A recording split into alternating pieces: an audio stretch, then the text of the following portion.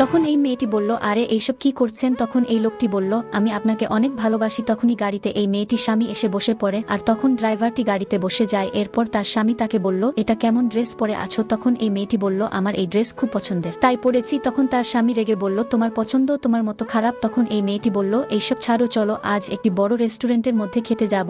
আমাদের অনেক দিন হয়ে গেল, আমরা তো বিবাহ বার্ষিকীতেও কোনো সেলিব্রেশন করিনি, চলো আজ সময় পেয়েছি একটু ঘুরে আসি। তো তখন তার স্বামী বলল, আরে আমার এইরকম ফালতু কাজের জন্য সময় নেই, আমাকে খালি টাকা লাগে, তাই আমি নিজের কাজে মগ্ন থাকি। আর তারপর সে এখান থেকে চলে যায়। আর কিছুক্ষণ পর সে তাকে বলল, ম্যাডাম আমি আপনাকে খুব পছন্দ করি, এই দেখো আমি আপনার নামে ট্যাটু বানিয়েছি। আর এমনিতে ম্যাডাম আপনার স্বামী তো আপনাকে সময় দিতেই পারে না। আর তখন এইসব কথা শুনে এই মেয়েটি ভাবে আর তার সঙ্গে বন্ধুত্ব করে ফেলে। কিন্তু এরপর যেটা হবে সেটা দেখার আগে এই ভিডিওটিকে একটি লাইক করে দিয়ে চ্যানেলটিকে সাবস্ক্রাইব করে দেবেন। তো অবশেষে এই লোকটি তার স্ত্রীকে এক সপ্তাহ খুঁজে পায় না, আর আজ এদের দেখে ফেলে। আর তখন এই মেয়েটি বলল, আপনাকে তো আমি ঠিক চিনলাম না, চলে যা এখান থেকে, ভিখারি কোথাকার, টাকা চেয়ে এসেছে হয়তো।